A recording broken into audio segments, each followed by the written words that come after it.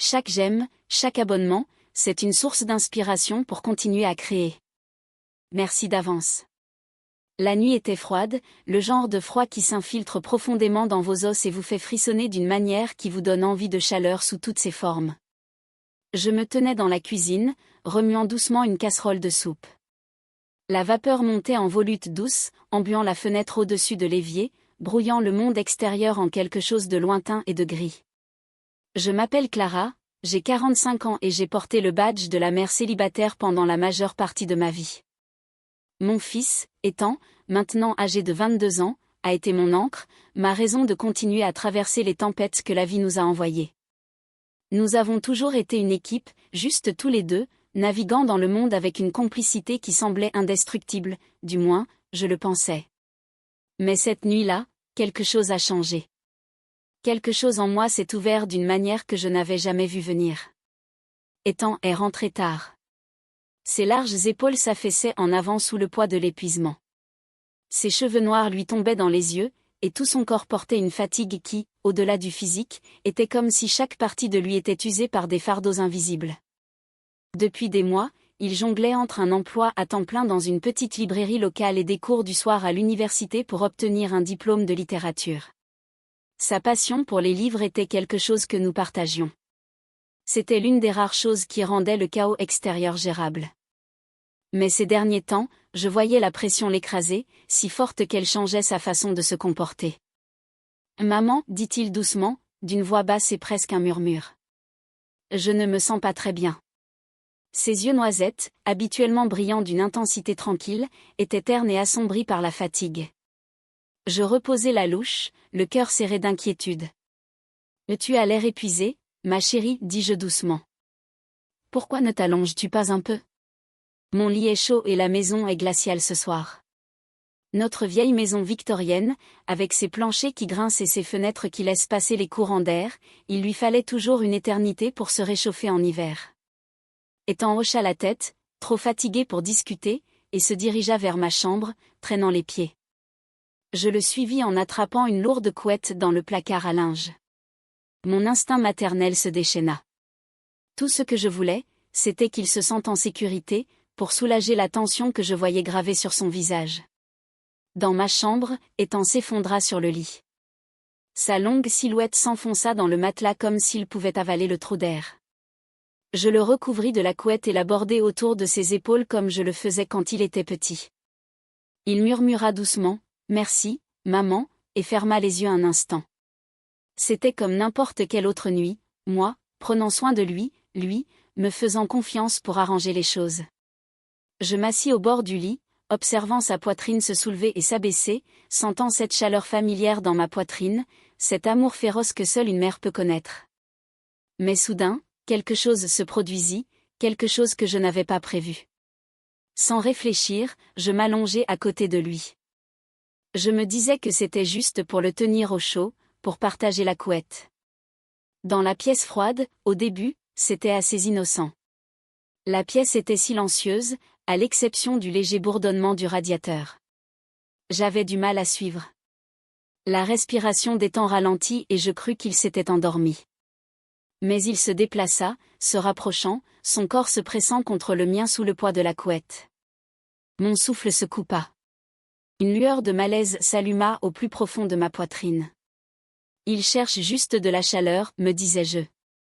C'était comme quand il était petit et qu'il se glissait dans mon lit pendant un orage. Mais quand son bras se posa sur moi, me tirant doucement plus près, l'air s'engouffra. La pièce sembla s'épaissir. Je me figeai. Mon cœur battait fort. Son contact était doux, familier, mais il y avait quelque chose de différent, un point que je ne pouvais nommer. J'aurais voulu en rire, dire quelque chose pour briser l'instant, mais ma voix ne venait pas. Sa chaleur m'enveloppait. Sa respiration régulière formait un étrange contraste avec le chaos qui tourbillonnait dans mon esprit. Je me disais que ce n'était rien, juste une mère réconfortant son fils. Puis je la sentis, une dureté sous la couette, évidente, et qui me frappa en plein cœur. Une vague de panique me submergea. Ce n'était pas bien. Ce n'était pas censé arriver. Je restais allongé là, figé. Mes pensées tourbillonnaient. Ethan était mon fils, mon garçon, celui que j'avais élevé pendant des nuits blanches, au prix d'innombrables sacrifices. Mais à cet instant, avec son corps si proche, je sentis quelque chose d'autre, une chaleur qui n'était pas maternelle. Ça me terrifia au plus profond de moi-même. Je me détestais d'avoir remarqué la sensation de son souffle contre mon cou, la légèreté de ses doigts sur mon bras. J'avais envie de le repousser, de sauter du lit et de courir, mais je ne pouvais pas bouger. Le silence était assourdissant, chaque seconde s'étirant jusqu'à l'éternité. Puis Ethan s'est réveillé. Il releva légèrement la tête, ses yeux croisèrent les miens, et j'y vis quelque chose qui me retourna l'estomac, une douceur, une vulnérabilité qui reflétait ma propre confusion. « Maman » a-t-il murmuré d'une voix à peine audible, « est-ce que ça va ?» Son regard scruta le mien, comme s'il était aussi perdu que moi, pris dans le même courant étrange. J'ouvris la bouche pour parler, dire quelque chose, n'importe quoi pour rompre le charme. Au lieu de cela, je hochai la tête, un petit mouvement hésitant qui me sembla trahir tout ce que je connaissais. Et elle se pencha plus près, son visage à quelques centimètres du mien.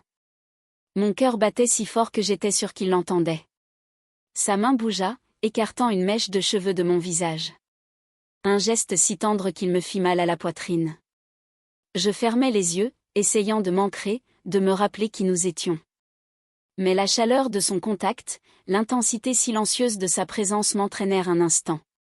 Je me laissai ressentir cette proximité, cette connexion à la fois familière et terriblement nouvelle. Puis, tout aussi rapidement, Ethan se recula. Il laissa échapper un rire tremblant, se frottant la nuque, les joues rouges. « Désolé, maman, dit-il d'une voix embarrassée. Je ne voulais pas, je ne sais pas ce que c'était. Le charme s'est rompu et la réalité m'a rattrapé. Je me suis redressée, les mains tremblantes, essayant de calmer ma respiration. Tout va bien, Ethan, ai-je dit, avec un sourire forcé. On était juste fatigués. La journée a été longue. Mais ça n'allait pas. L'air entre nous était chargé de questions non formulées. J'avais envie de le serrer dans mes bras et de faire comme si de rien n'était, mais je n'y arrivais pas. Quelque chose de fondamental avait changé, et je ne savais pas comment y remédier. Avant que je puisse en dire plus, la sonnette a retenti, un son sec qui a transpercé la tension comme un couteau. J'ai sursauté, reconnaissante de l'interruption, et je me suis précipitée vers la porte. C'était notre voisin Tom, un homme gentil d'une cinquantaine d'années, au visage buriné et au sourire chaleureux, qui tenait une lampe de poche. Son manteau était recouvert de neige. « Salut, Clara, dit-il doucement. J'ai vu tes lumières allumées et j'ai pensé à vérifier. Il commence à faire froid dehors. Y a-t-il un problème avec le chauffage ? » Son inquiétude était sincère, et pendant un instant, je me suis sentie ancrée par sa présence, comme si la normalité de sa visite pouvait effacer l'étrangeté de la nuit. « Merci, Tom, ai-je dit, d'une voix plus ferme que je ne le pensais. Le chauffage a fait des siennes. Si ça ne vous dérange pas, j'y jeterai un œil. Je me suis écartée pour le laisser entrer. Il aperçut Ethan, qui l'observait depuis le couloir. Son expression était indéchiffrable, mais il y avait une crispation dans sa mâchoire, un éclair de quelque chose qui ressemblait à de la jalousie. Cette pensée m'a donné froid dans le dos. Ressentait-il les mêmes émotions confuses que moi, ou étais-je simplement en train de projeter ma propre confusion sur lui ? Tom s'est agenouillé près du chauffage. Ses outils tintaient doucement pendant qu'il travaillait. Il a bavardé, posant des questions sur les cours d'Ethan et sur mon travail à la bibliothèque. J'ai répondu automatiquement. Mon esprit était ailleurs. Ethan est resté dans le couloir, les bras croisés, les yeux rivés entre moi et Tom. La tension dans la pièce était palpable, une bataille silencieuse que je ne comprenais pas. J'avais envie de crier, d'exiger des réponses d'Ethan, mais je gardais mon sang-froid, souriant aux blagues de Tom, faisant comme si tout allait bien. Quand Tom eut fini, il se leva et passa ses mains sur son jean. « Tout est en ordre, Clara. Appelle-moi si ça ne va pas. » Il jeta un nouveau coup d'œil à Ethan, son sourire vacillant pendant une fraction de seconde, comme s'il sentait le courant sous-jacent dans la pièce. Je le remerciai et le raccompagnai à la porte, qui se referma derrière lui. Le silence revint, plus lourd qu'avant. Ethan était toujours dans le couloir, la posture rigide. « Ça va ?» demandai-je doucement. Ouais, je vais bien, dit-il en haussant les épaules, évitant mes yeux. Je ne m'attendais pas à ce que Tom apparaisse. Son ton était sec, et je ressentis un pincement de culpabilité, même si je n'étais pas sûre de pourquoi. Avais-je voulu le pousser à me demander ce qui n'allait pas? Mais il se retourna et alla dans sa chambre. La porte se referma avec un léger clic qui semblait définitif. Je me tenais là, seule dans la faible lumière du salon, le cœur lourd d'un mélange de soulagement et d'effroi. La nuit avait dénoué quelque chose entre nous, quelque chose que je ne pouvais nommer mais que je ne pouvais ignorer. Je me suis dirigée vers ma chambre et me suis affalée sur le lit. Mes pensées étaient embrouillées. Je revivais chaque instant, la chaleur du contact des temps, son regard, la façon dont mon propre cœur m'avait trahi. Je me sentais comme une étrangère dans ma peau, déchirée entre l'amour pour mon fils et une confusion qui me faisait tout remettre en question. Un léger coup à la porte me fit sursauter. Mon pouls s'accéléra. L'espoir et la peur se mêlèrent dans ma poitrine. « Entrez !» criai-je. Ma voix était plus ferme que je ne le pensais. Ethan entra, l'air prudent. Les mains enfoncées dans ses poches, il s'assit au bord du lit, le regard fixé au sol. Le silence entre nous s'étendait comme un gouffre. « Maman, dit-il enfin, à voix basse, je suis désolé. Je ne sais pas ce qui m'arrive. Tout à l'heure, c'était bizarre.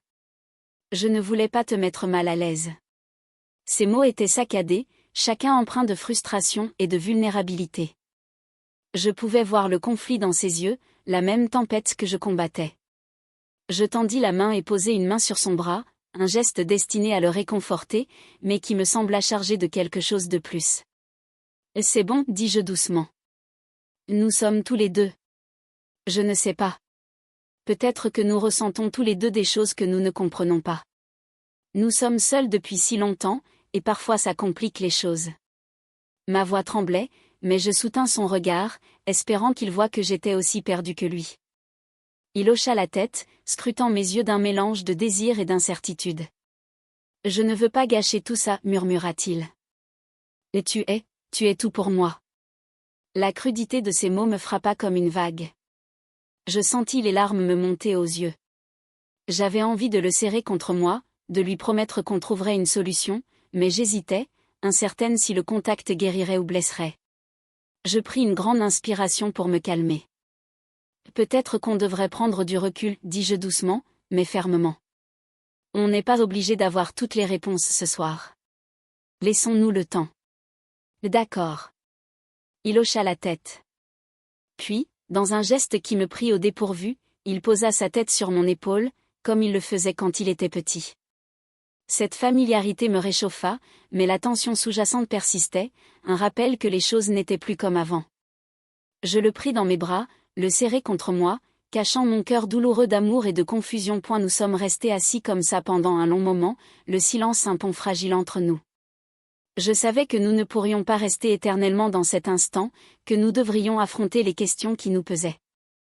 Mais pour l'instant, il suffisait d'être ici ensemble, même si le chemin à parcourir était incertain. Puis on frappa à la porte à nouveau, brusquement et intensément. Je me tendis. M'éloignant d'Ethan, nos regards se croisèrent, surpris, mutuellement. Je me levai, les jambes tremblantes, et ouvris la porte pour retrouver Tom. Son visage était marqué par l'inquiétude. « Clara, je suis désolé de débarquer, dit-il d'une voix pressante. Tu avais l'air absente tout à l'heure, et je voulais juste m'assurer que tu allais bien. » Je jetai un coup d'œil à Ethan, qui nous observait. Son expression était indéchiffrable. « On va bien, Tom, dis-je, la voix légèrement tremblante. Juste une nuit tranquille. » Il m'étudia, puis Ethan, les yeux plissés comme s'il sentait le poids de l'air. « D'accord, dit-il enfin. Je suis à côté si tu as besoin de moi. » Il partit, et je fermai la porte en m'appuyant contre elle. Mon cœur battait la chamade. Ethan s'est rapproché, ses yeux rivés sur les miens. « Maman, dit-il d'une voix tremblante, on ne devrait peut-être pas insister. On a peut-être besoin de temps. » Ces mots reflétaient mes propres pensées, et j'ai hoché la tête, soulagée et tristement mêlée. « Et tu as raison, dis-je doucement. On trouvera une solution. On a juste besoin de temps. » Il hocha la tête. Nous sommes restés là, l'espace entre nous à la fois réconfortant et barrière. Alors qu'il se retournait pour partir, j'ai ressenti un pincement au cœur, mais aussi une lueur d'espoir. Quoi qu'il arrive, nous y ferions face ensemble, un pas à la fois. Merci d'être resté avec nous tout au long de cette histoire. Si vous ne l'avez pas encore fait, abonnez-vous à Lover Whisper. Votre soutien est précieux et nous permet de partager des histoires qui résonnent.